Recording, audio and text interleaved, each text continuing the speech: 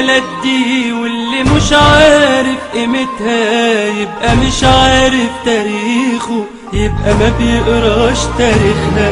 اللي يغلط في البلد دي واللي مش عارف قيمتها يبقى مش عارف تاريخه، يبقى ما بيقراش تاريخنا. يسأل اللي قبله كانوا مصر عملت ايه عشانه، ولا كل التضحيات دلوقتي هانوا.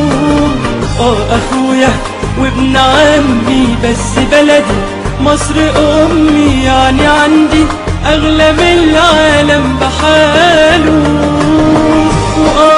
يا غالية يا غالية يا غالية يا حبيبتي يا بلدي، رايتك برضو عالية.